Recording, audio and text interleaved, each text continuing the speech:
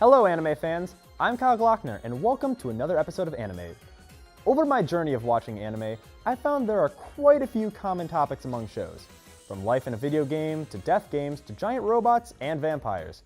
But two of the most common themes among shows are dragons and maids. You'd be hard-pressed to find many shows without at least one dragon or maid somewhere in the show, but they usually aren't found together. However, when I was looking at shows for the winter season and I saw one show in particular, I knew I was in for a good time. This is Kobayashi's Dragon Maid.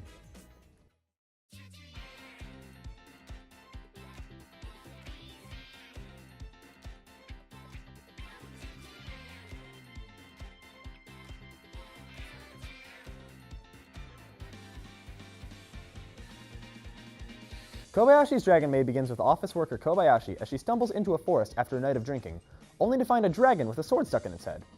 She pulls the sword out of the dragon's head and then keeps drinking with it.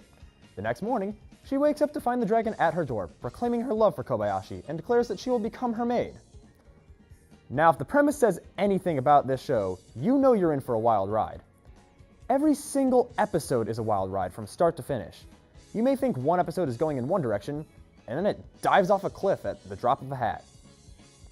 Other than Kobayashi, the main cast mostly consists of dragons. This includes Toru, the main dragon, Kana, Lukua, Fafnir, and Elma. They show up at various points throughout the series and just add so much to every scene they're in. Each dragon has an incredibly distinct personality that shines through every line of dialogue and every action they take. There are no forgettable characters, and it really adds to the quality of the show. I should also mention that while the human characters aren't as prominent as the dragons, the show wouldn't be the same without them.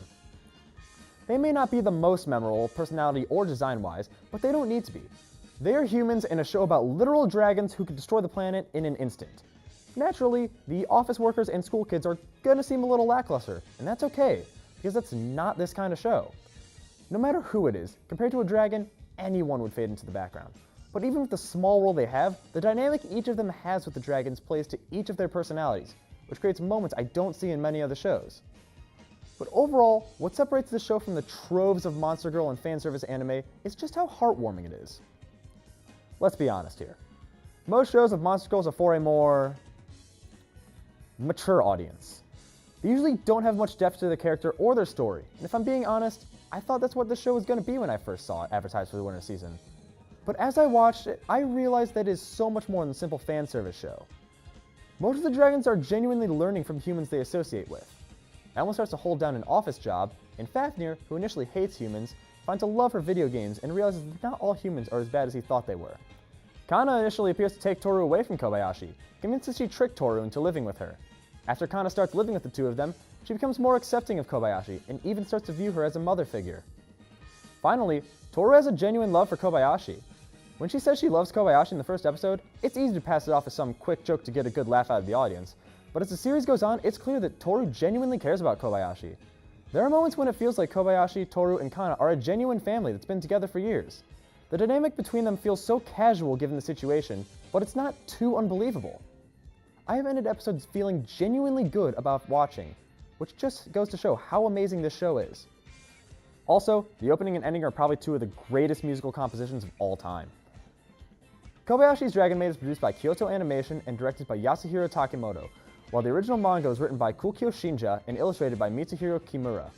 The manga series is pretty new, only having 4 volumes since October of 2016, so I'm excited to see what the future holds for this wonderful series.